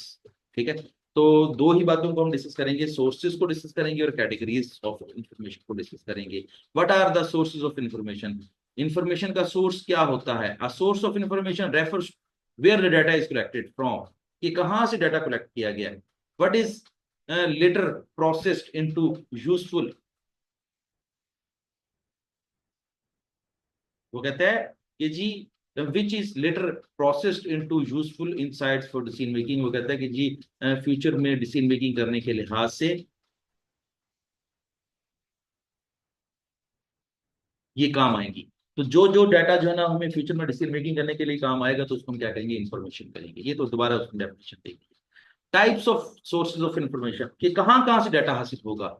वो कह रहा है कि दो तरीकों से हम डाटा हासिल करते हैं, एक इंटरनल सोर्सेज से, एक एक्सटर्नल सोर्सेज से। इंटरनल सोर्सेज क्या होते हैं, विद इन द ऑर्गेनाइजेशन जो सोर्सेज हैं उनको हम इंटरनल सोर्सेज कहते हैं। ठीक है।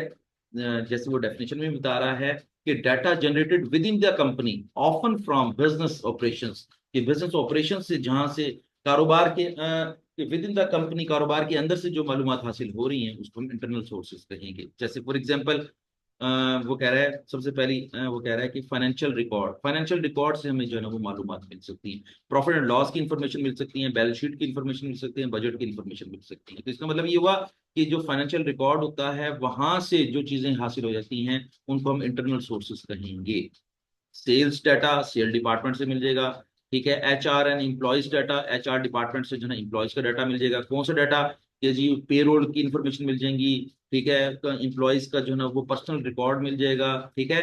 कि को कब जॉब लगी, कब प्रमोशन हुई, कितनी तनख्वाह है, ठीक है, कितनी एज है, ठीक है, कितने साल बाद रिटायर हो जाएगा, ये सारी की सारी इंफॉर्मेशन जो है ना कहाँ पे होती है, एम्प्लॉयज डाटा से मिल सकती हैं। परफॉर्मेंस इवेल्यूशन, परफॉर्मेंस को इवेल्युएट करने के लिहाज से भी इंफॉर्मेशन जो है वो एचआर के पास होती है कि ये एम्प्लॉयज जो है वो आने वाले दिनों में इसको प्रमोट कर देना चाहिए, ये नहीं करना चाहिए। वो सारे का सारा एनालिसिस करने के बाद बताते हैं कि जी इसको प्रमोट कर देना चाहिए, जो कि जो है ना ये कंपनी के लिए बहुत फायदेमंद।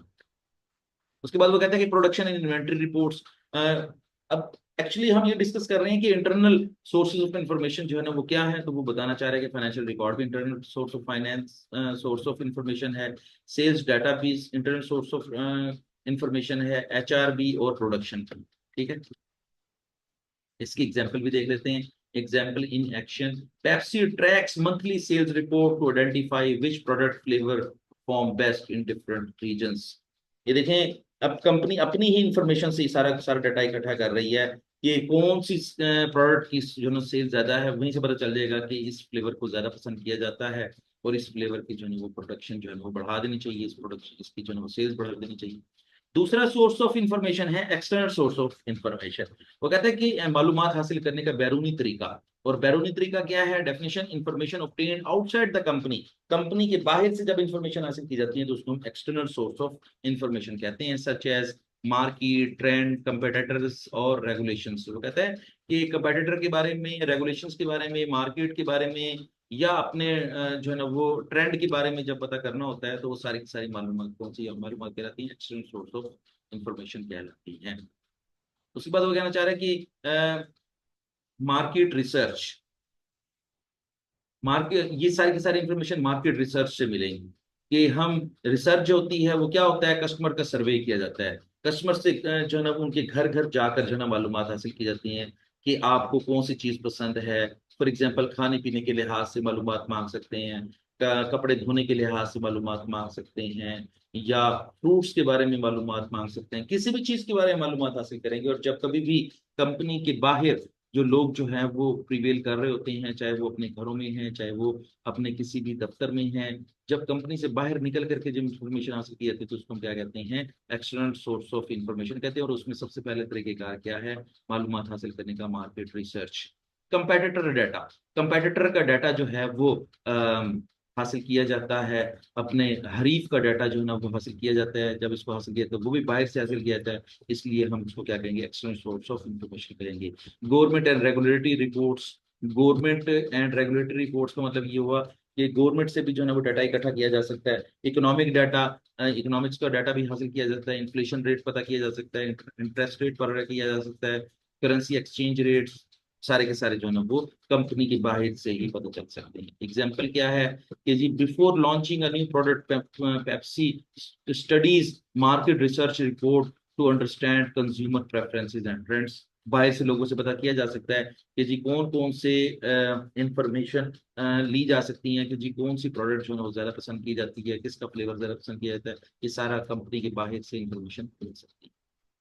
कैटेगरीज ऑफ इंफॉर्मेशन, इंफॉर्मेशन की कैटेगरीज क्या हैं? सबसे पहले कैटेगरी है स्ट्रेटेजिक इंफॉर्मेशन। देखें, वो तमाम इंफॉर्मेशन जो कि लॉन्ग टर्म डिसीजन मेकिंग में काम आती हैं, लॉन्ग टर्म डिसीजन मेकिंग में काम आती हैं, ऐसी तमाम इंफॉर्मेशन को हम स्ट्रेटेजिक इंफॉर्मेशन कहते हैं। ठीक हो गया? अब देखें जरा, वो कहते हैं use by the top management. Strategic information को यूज कौन करता है? टॉप मैनेजमेंट करती है for high level of decision making. ठीक हो गया? दूसरा, helps in setting business goals, company के गोल सेट करने में मददगार साबित होती है। ये जो स्ट्रेटेजिक इंफॉर्मेशन होती है कंपनी के गोल सेट करने में कामयाब होती हैं। और मार्केट एक्सपेंशन, मार्केट को एक्सपेंड करने में काम आती हैं।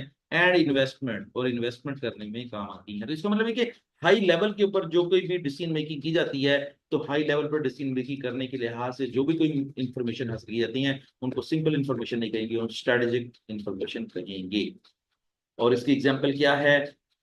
Pepsi global expansion strategy relies on the market data to decide which country to enter next. वो कहता है कि हम अपनी जो है ना वो मार्केट को एक्सपेंड करने जा रहे हैं। पहले हम सिर्फ पाकिस्तान में कारोबार करते थे, अब हम जो है वो यूएई में भी कारोबार करेंगे।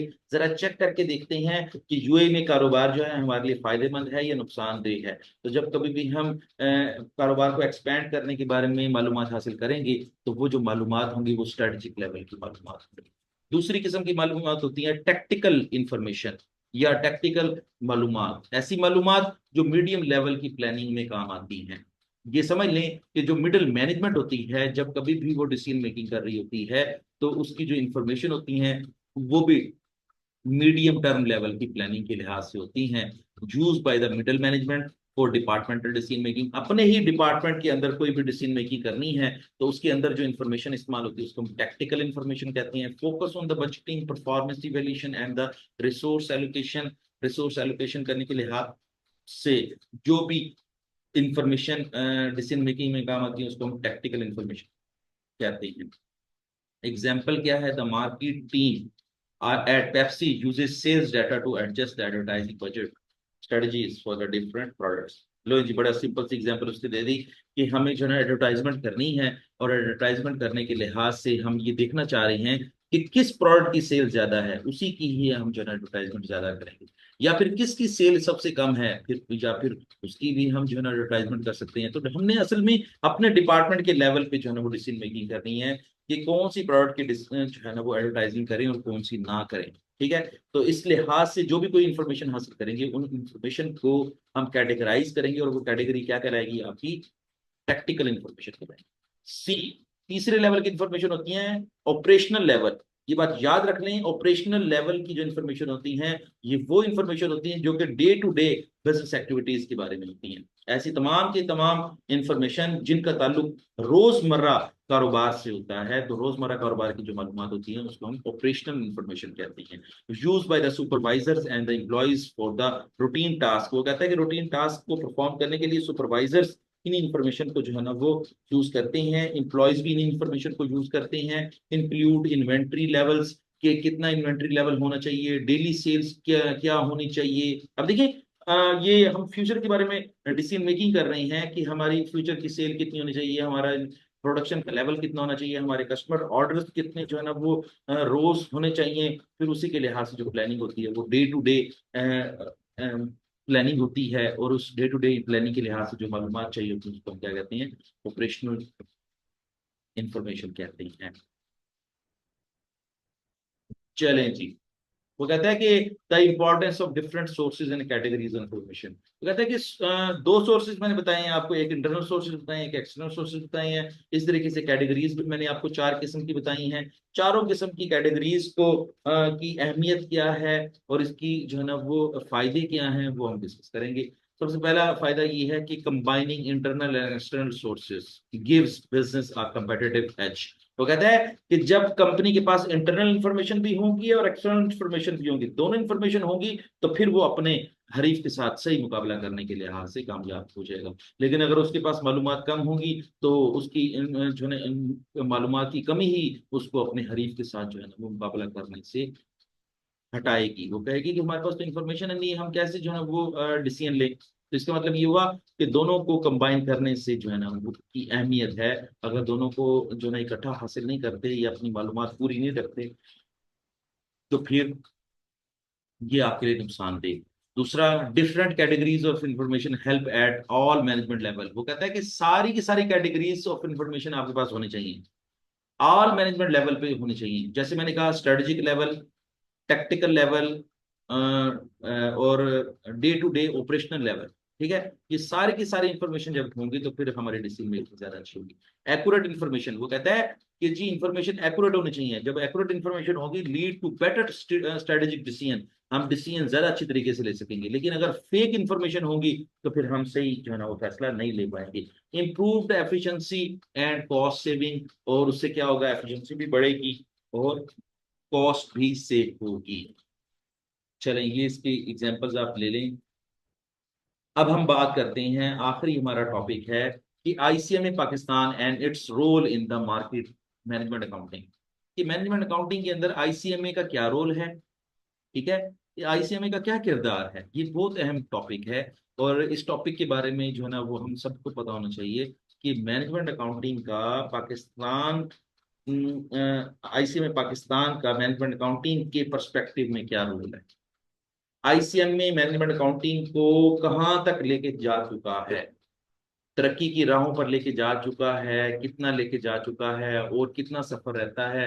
ये सारे का सारा सफर जो है वो आईसीएमए पाकिस्तान पूरा करेगा मैनेजमेंट अकाउंटिंग के थ्रू। क्लियर हो गया? चले जी।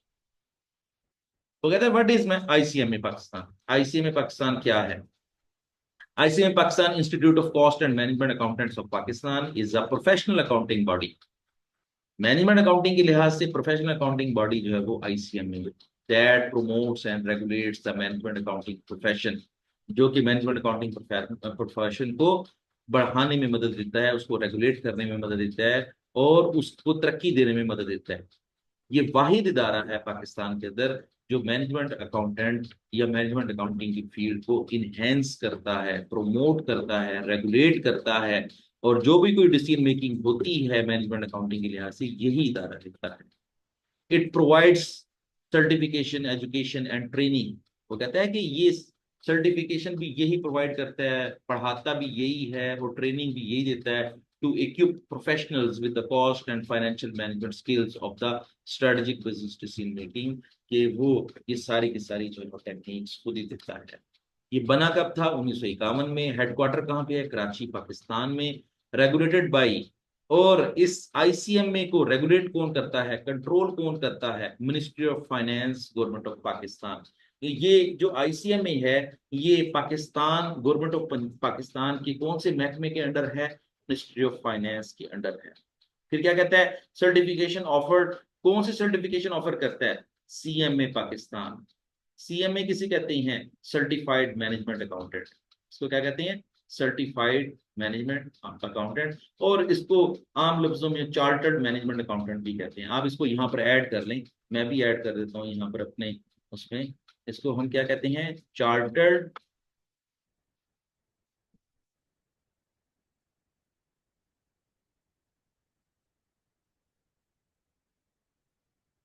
चार्टर्ड मैनेजमेंट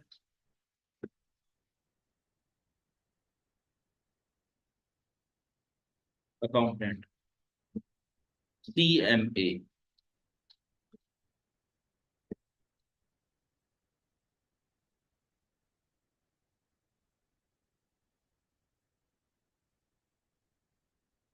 आप ये ऐड कर दें, ठीक है। रिकग्नाइज बाई, आईसीएमए को कौन कौन मानता है? मैं बड़े आसान से लफ्जों में ये सारी सारी बातें कर रहा हूँ। रिकग्नाइज बाई इसका मतलब क्या है कि इस इदारे को बैन अवी तौर पर कौन से इदारे मानते हैं? जो इदारे मानते होते हैं फिर इसका मतलब है कि उसकी वैल्यू बढ़ जाती है। अब आईसीएमए की वैल्यू किस वजह से बढ़ गई है? क्योंकि इसको कौन कौन मानता है? International federation of accountants, IFAC मानता है इसको। And south Asian federation of accountants, साफा मानता है। साफा ये मानता है कि आप ये जो क्वालिफिकेशन करवा रहे हैं ये इंटरनेशनल रेगुलेशंस के मुताबिक है, इंटरनेशनल लॉज के मुताबिक है और इंटरनेशनल रिक्वायरमेंट्स के मुताबिक आप ये सारा काम कर रहे हैं, लिहाजा हम आपको मानते हैं। ठीक है। और आपकी जो ये थोड़ा सा मैं यहाँ पे ऐड करूँ, चार्टर। अच्छा, तो वो ये कहना चाहते हैं कि जो रिक्वायरमेंट जो है ना वो इंटरनेशनल तौर पर चाहिए होती है एक चार्टर्ड मैनेजमेंट अकाउंटेंट के अंदर, वो आप सारी जो है ना वो अपने स्टूडेंट्स को दे रहे हैं। मिशन क्या है? To develop highly skilled management accountants to contribute to the economic growth, corporate governance and financial excellence. ठीक हो गया? अच्छा जी। रोल ऑफ आईसी में पाकिस्तान इन मैनेजमेंट अकाउंटिंग, तो कहता है कि रोल क्या है, रोल भी डिस्कस कर लेते हैं। तो कहता है कि आईसी में Pakistan plays a crucial role in shaping the management accounting. Management accounting को जो है ना वो बहुत जबरदस्त एक क्वालिफिकेशन बनाने में जो है ना आईसीएमए अपना अपना किरदार अदा करता है। बाई प्रोवाइडिंग एजुकेशन, एक बहुत जबरदस्त लेवल की इंटरनेशनल लेवल के सिलेबस के मुताबिक जो है वो एजुकेशन प्रोवाइड की जाती है। इंडस्ट्री स्टैंडर्ड्स, और उसको इंडस्ट्री स्टैंडर्ड्स के मुताबिक जो है ना वो पढ़ाया जाता है। Research and professional development, research और प्रोफेशनल डेवलपमेंट जो है ना वो सारी की सारी जो है वो अपने स्टूडेंट्स को सिखाता है। आप प्रोफेशनल सर्टिफिकेशन, सीएमए पाकिस्तान सबसे पहली बात भी कहना चाह रहा है कि ये प्रोफेशनल सर्टिफिकेशन, ठीक है। The CMA Pakistan certified management accountant, ये chartered management accounting designation is one of the most respected accounting and finance qualification in Pakistan. ये most respected accounting and finance qualification है पाकिस्तान के अंदर, पूरे पाकिस्तान के अंदर। Focus on the cost accounting, जिसका focus किस चीज पे है? कॉस्ट अकाउंटिंग पे, फाइनेंशियल मैनेजमेंट पे, टैक्सेशन पे, रिस्क एनालिसिस पे और बिजनेस स्ट्रेटेजी बनाने के ऊपर इसका फोकस है। नेक्स्ट क्या है, helps accountants analyse business performance and optimise financial decision making. वो कहता है कि जी बिजनेस परफॉर्मेंस को एनालाइज करना सिखाता है और ऑप्टिमाइज फाइनेंशियल डिसीजन मेकिंग, और ज्यादा से ज्यादा जो है वो बेनिफिट हासिल करने के लिहाज से फाइनेंशियल डिसीजन मेकिंग सिखाता है।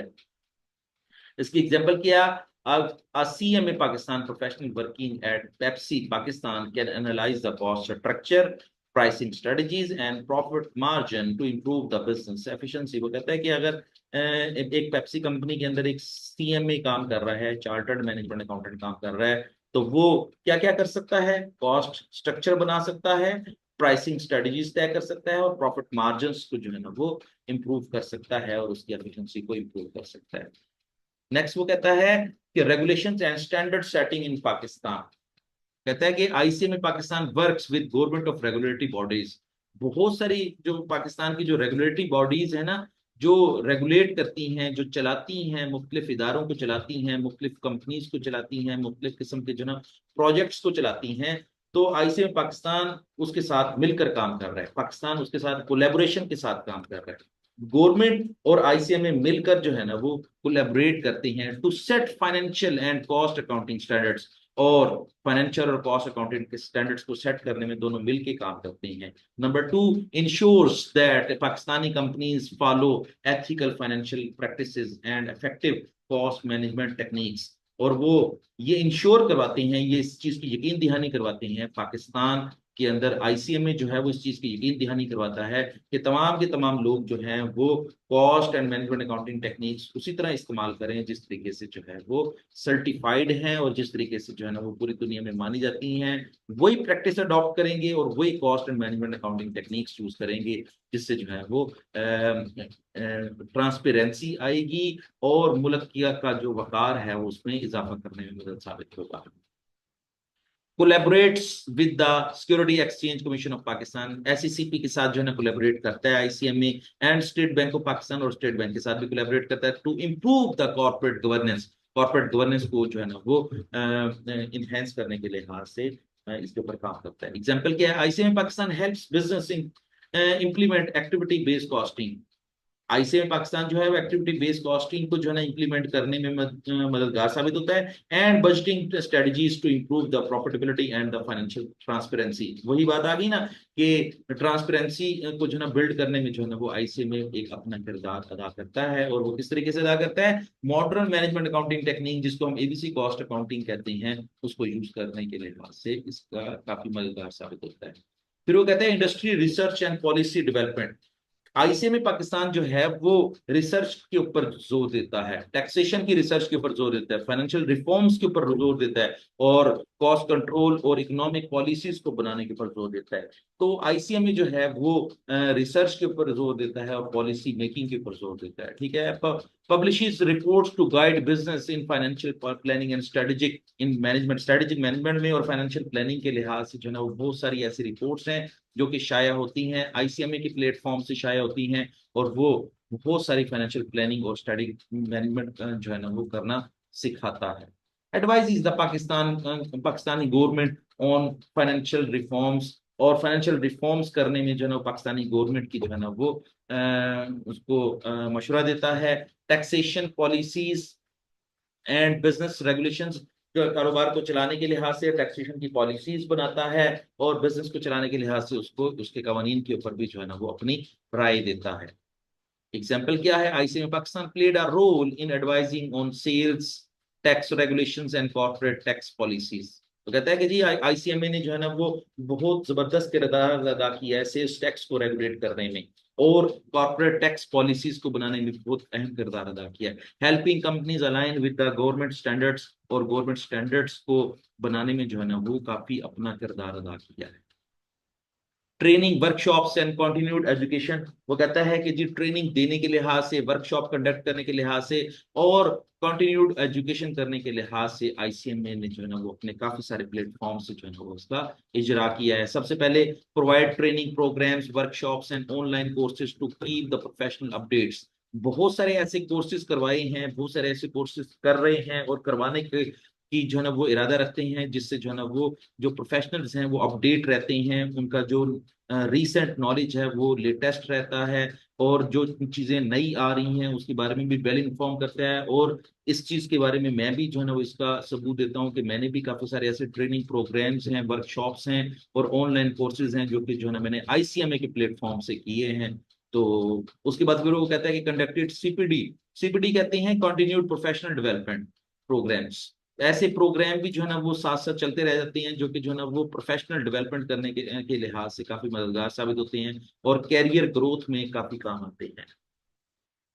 नेक्स्ट क्या है, ऑफर कॉर्पोरेट ट्रेनिंग सेशंस। बहुत सारे कॉर्पोरेट ट्रेनिंग सेशंस जो होते हैं उसको ऑफर करता है आईसीएमए ही, उसमें अपना किरदार अदा करता है for business to improve the financial efficiency. Example क्या है, ICMA Pakistan conduct seminars on the digital finance and the artificial intelligence in the accounting and IFRS adoption to keep the accountant update with the global trends.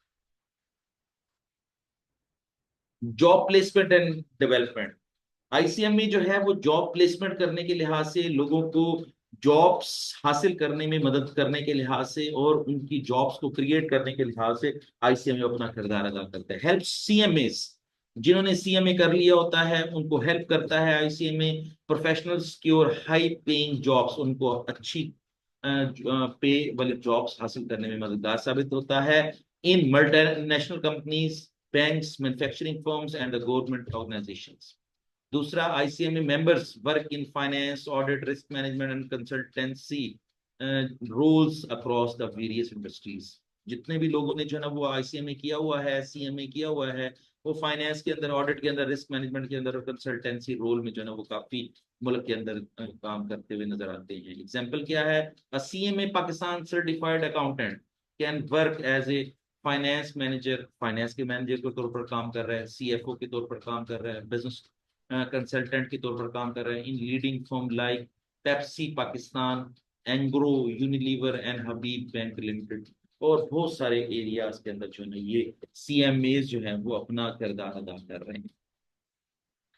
Pakistan versus other accountancy certification इन पाकिस्तान, कि पाकिस्तान के अंदर जो CMA करवाया जाता है उसका दूसरी accounting certification के साथ क्या कंपैरिजन है। ये जरा कंपैरिजन में तमाम के तमाम जो है ना स्टूडेंट्स को जो है ना वो पोटेंशियल स्टूडेंट्स जो कि आने वाले दिनों में स्टूडेंट्स हैं उनको भी बताना चाहता हूँ, और जो पढ़ रहे हैं उनको भी बताना चाहता हूँ कि देखें आईसीएम में दूसरी सर्टिफिकेशंस के मुकाबले में कितना आइडियल है। देखें जरा, वो कहता है कि सीएमए पाकिस्तान, आईसीएमए के अंदर जो सीएमए होता है उसका फोकस किस चीज पे हो रहा है, मैनेजमेंट अकाउंटिंग के ऊपर उसका फोकस है, कॉस्ट कंट्रोल के ऊपर उसका फोकस है, फाइनेंशियल स्ट्रेटजीज बनाने के ऊपर उसका फोकस है।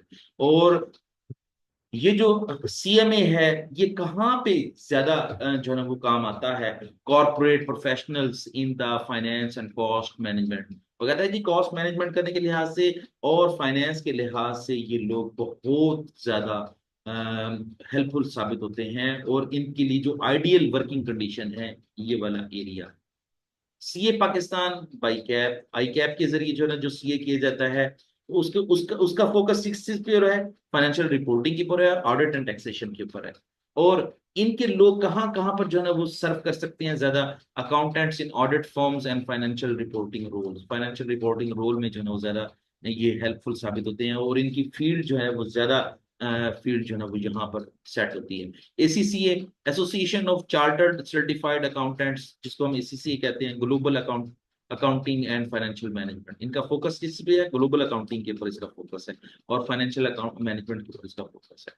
और accountants working in the multinational companies, और ये लोग जो है ना वो अक्सर मल्टीनेशनल कंपनीज के अंदर काम करते हैं। सीएफए, सीएफए क्या है, सर्टिफाइड फाइनेंशियल एनालिस्ट होता है, इन्वेस्टमेंट एंड मैनेजमेंट और फाइनेंशियल मार्केट्स में ये एक्सपर्ट होता है, और इसको कहाँ पे जाके जॉब मिलती है, finance professional in the banking and investment. ये लोग सीएफए करने के बाद बैंक्स और इन्वेस्टमेंट कंपनीज के अंदर जॉब्स करते हैं। की डिफरेंसेस क्या हैं, CMA Pakistan is best for the professional working in business strategy, cost accounting and corporate finance.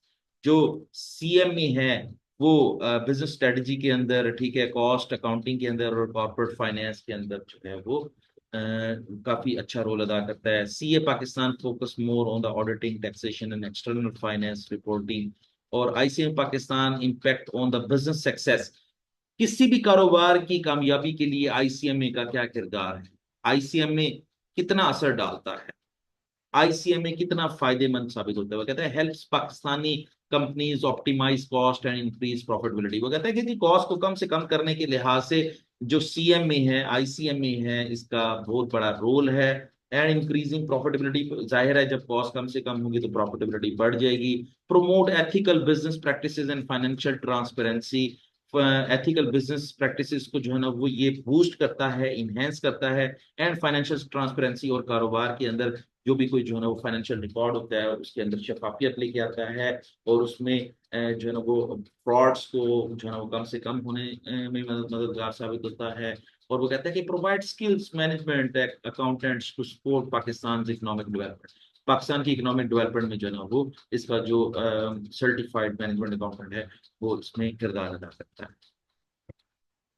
Example, a CMA Pakistan professional at a textile company can reduce production cost and improve budgeting strategies, making the company more competitive in exports. Next क्या है, multinational companies like Pepsi Pakistan rely on the CMA professional for the financial planning, cost control and the strategic decision making. Future of the ICMA Pakistan and management accounting trend. तो कहता है कि जी इनका future क्या है।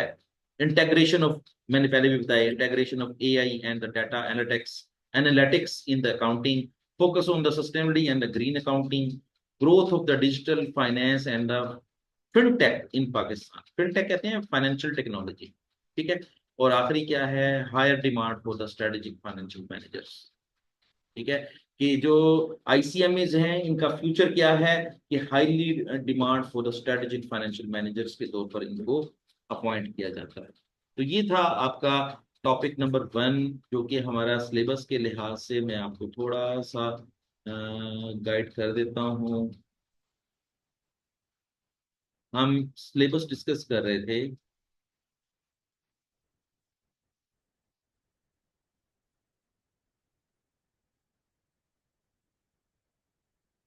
ये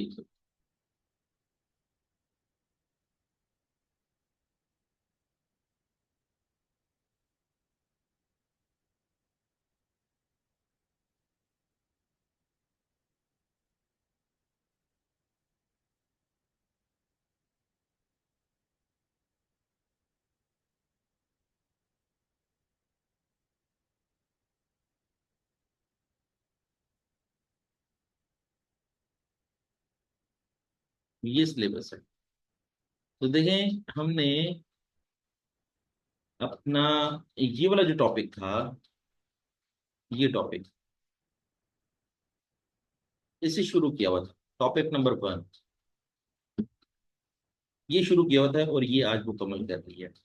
इससे पहले हमने कॉस्ट क्लासिफिकेशन, कॉस्ट बिहेवियर, ये सबसे पहले शुरू शुरू में खत्म कर लिए थे। फिर accounting for material, accounting for labour, accounting for overheads, ठीक है। फिर उसके बाद absorption costing, margin costing, job batch and service costing, process costing, ठीक है। और इसके बाद product costing and joint product and by product, और आखिर में हमने स्टैंडर्ड कॉस्टिंग और वेरिएंस एनालिसिस किया, ठीक है।